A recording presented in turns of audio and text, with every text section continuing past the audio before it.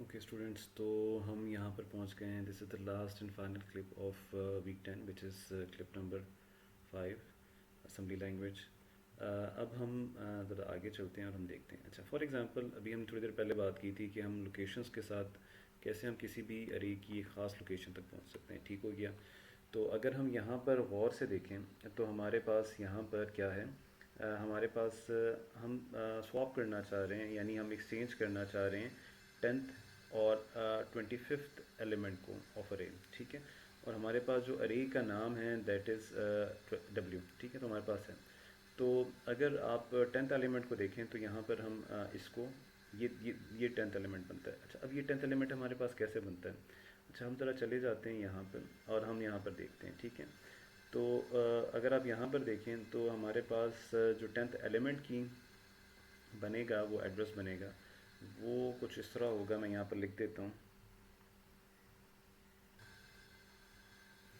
वो यहाँ पर कुछ इस तरह होगा कि 10th जो हमारे पास एलिमेंट होगा उसका एड्रेस होगा W+9. ठीक है, S.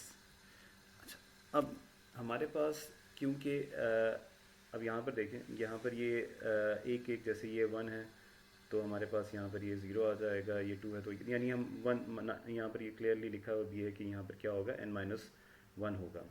अच्छा, अब हम जब यहाँ पर आते हैं तो हमारे पास 10th एलिमेंट ये बन जाता है इस फार्मूले के मुताबिक.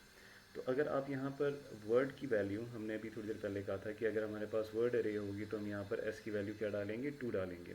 तो आप 2 डालें तो हमारे पास क्या बन जाता है, 18. तो दैट इज़ वाई हमने यहाँ पर क्या रखा है, 18 रखा है. सिमिलरली अगर आप इसको देख लें 25th एलिमेंट को, तो यहाँ पर क्या आ जाएगा, 24 आ जाएगा. और यहाँ पर जब हम 2 डालेंगे तो 48 आ जाएगा. तो हम बेसिकली यहाँ पर क्या कर रहे हैं, सबसे पहले हमने क्या किया, हमने जब इसको एक्सचेंज कर रहे हैं तो आपको पता है कि हम डायरेक्टली दो मेमोरी लोकेशन दरमियान में वैल्यूज़ को एक्सचेंज नहीं कर सकते.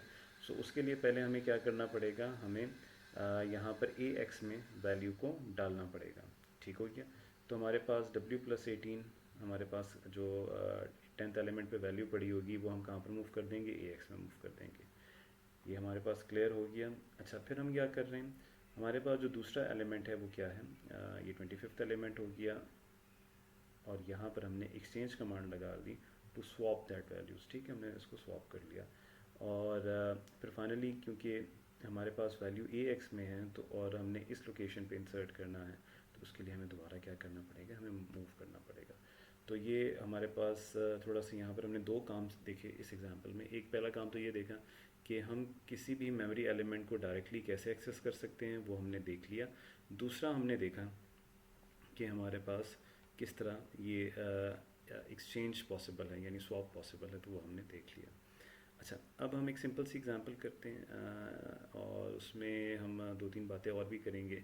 हमारे पास अरे समेशन क्या होती है, ये एक नॉर्मल सा आपने देखा होगा हाई लेवल लैंग्वेजेस में आपने अक्सर ये एक्टिविटी की होगी. ठीक हो गया कि हमारे पास जो नंबर ऑफ़ एलिमेंट्स हैं हम उसे कैसे ऐड अप कर सकते हैं. तो ये बेसिकली उसका एक एल्गोरिदम है, और तो आपको पता है, लेकिन just for the sake of understanding मैं यहाँ पर दोबारा आपसे डिस्कस कर रहा हूँ. सम जिसमें हमारे पास टोटल आएगा, उसे हम 0 से इनिशलाइज कर रहे हैं. आपके पास ये n की वैल्यू है, बेसिकली ये अरे है. ठीक हो गया. तो आप क्या करेंगे, इसमें वैल्यूज़ को ऐड अप करेंगे. ठीक है, दिस इज़ अरे. आप इसे 0 से भी स्टार्ट कर सकते हैं, हम आगे जाके एग्जांपल्स में देखेंगे हम इसे कैसे हैंडल करते हैं.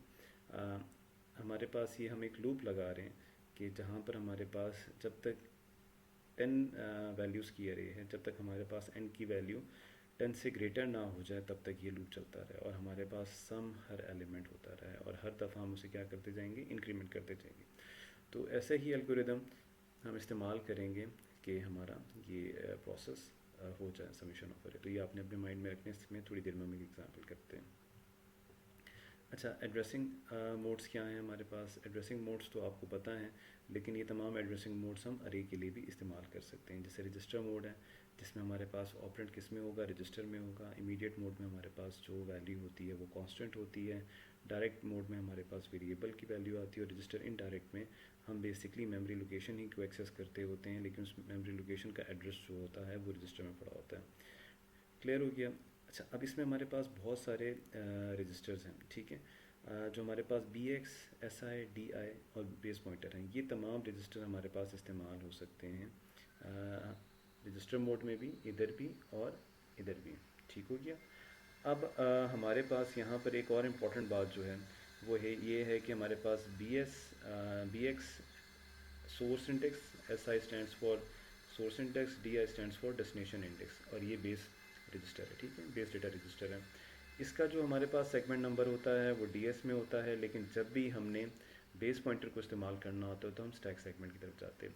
आपको याद होगा कि मैंने कहा था कि हमारे पास स्टैक में हमारे पास दो किस्म के हमारे पास रजिस्टर होते हैं। एक स्टैक पॉइंटर होता है, दूसरा हमारे पास होता है बेस पॉइंटर। ठीक है, तो हमें इसका सेगमेंट नंबर लेने के लिए हमें कहाँ जाना पड़ेगा, स्टैक सेगमेंट जाना पड़ेगा। लेकिन इसके लिए हमें परेशानी की ज़रूरत नहीं, ये ऑटोमेटिकली हमारे जो असेंबली लैंग्वेज में ये हैंडल हो जाता है। अच्छा, अब फॉर एग्ज़ाम्पल अगर हमारे पास सोर्स इंडेक्स है, उसमें हमारे पास ये पड़ा हुआ है, ये वैल्यू पड़ी हुई है, और हमारे पास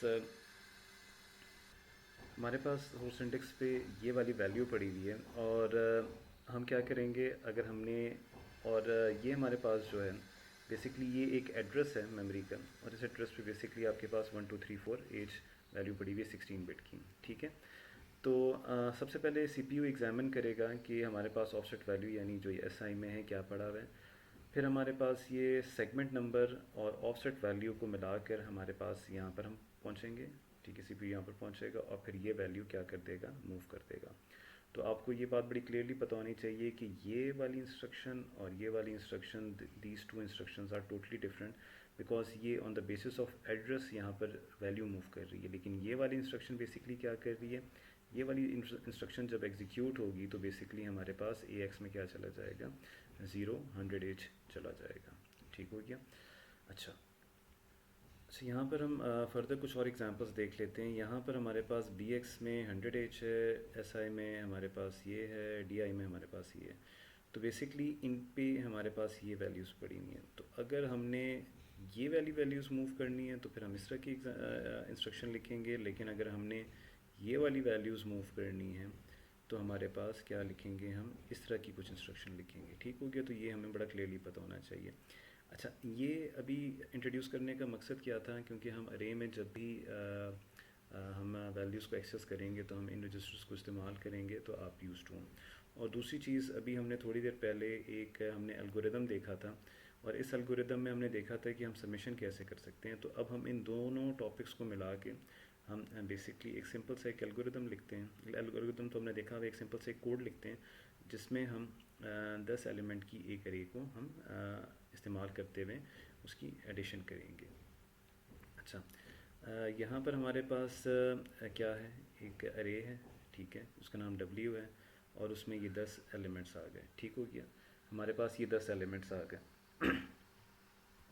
अच्छा, ये जो हमारे पास 10 एलिमेंट्स हैं, ये DW है। दिस मीन्स कि इनकी हर लोकेशन के लिए 16 बिट्स रिजर्व की गई है।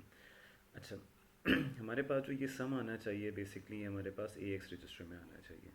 क्लियर हो गया, तो हम एक सिंपल सा कोड लिखते हैं ताकि हमें थोड़ा सा क्लियर हो जाए कि हमने कैसे काम करना है। और यहाँ पर हम सोर्स इंडेक्स रजिस्टर को भी इस्तेमाल करेंगे। अच्छा, हमने एक्सक्लूसिव और कर दिया AX को ताकि हमारे पास AX की वैल्यू क्या हो जाए, वो क्लियर हो जाए, उसमें कोई हमारे पास नहीं। अच्छा, हमने लोड अफेक्टिव एड्रेस, आपको याद होगा जब भी हमने एड्रेस मूव करना होता है तो हम लोड अफेक्टिव एड्रेस को मूव करते हैं। ठीक हो गया, लोड अफेक्टिव एड्रेस बेसिकली क्या करता है, आपके पास वो जो हमारे पास अफेक्टिव एड्रेस होता है वो मूव करता है। It is different from move.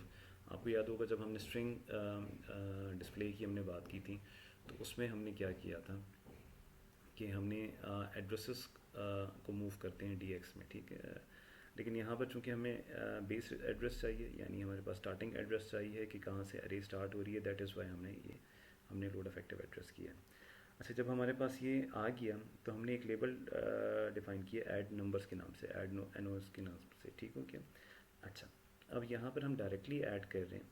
अब हमारे पास सोर्स एड्रेस, हमारे पास जो सोर्स इंडेक्स रजिस्टर है उसमें बेसिकली 10 का एड्रेस है, और जब हम ऐड करेंगे तो हमारे पास अभी AX में 0 है, तो हमारे पास 0 में 10 ऐड हो जाएगा, यानी 0 + 10 = 10 आ जाएगा। अच्छा, अब यहाँ पर हमारे पास हम SI में दोबारा क्या ऐड कर रहे हैं, 2 कर रहे हैं। बेसिकली ये हम जो काम करना चाह रहे हैं, हम बेसिकली ये काम करना चाह रहे हैं कि हम नेक्स्ट लोकेशन पर जाना चाह रहे हैं, क्योंकि यहाँ पर s की वैल्यू 2 है तो हमारे पास ये 2 ऐड हो रहा है। और s की वैल्यू क्यों 2 है, बिकॉज हमारे पास ये एक वर्ड है। ठीक हो गया। तो जब हम इसमें ऐड कर देंगे तो यानी हम अब किसको पॉइंट करते होंगे, हम इसको पॉइंट करते होंगे। अच्छा, हमने यहाँ पर लूप ऐड किया है, यहाँ पर हमें एक लाइन ऐड करनी पड़ेगी जिसमें हमारे पास cx की वैल्यू हमारे पास क्या होगी, 10 होगी। अगर हम यहाँ पर लिख लें ताकि आपके लिए आसानी हो जाए।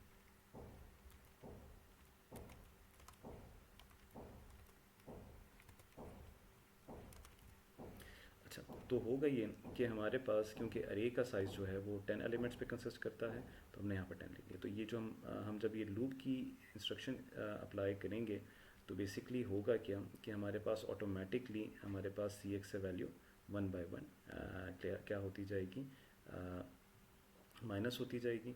और ये तब तक लूप चलता जाएगा जब तक हमारे पास cs की वैल्यू 0 ना हो जाए। ठीक हो गया। तो आप इसे ट्राई करें। इसमें अगर आपके पास कोई प्रॉब्लम हो तो मोस्ट वेलकम, आप लोग पूछ सकते हैं। असाइनमेंट्स वगैरह थोड़ा सा आप रेगुलरली पोस्ट करें क्योंकि वो काउंट हो रही हैं इन अटेंडेंस। अच्छा, चलिए ठीक है, थैंक यू सो मच। यहाँ पर हमारे पास क्लिप नंबर 5 एंड होता है। Thank you.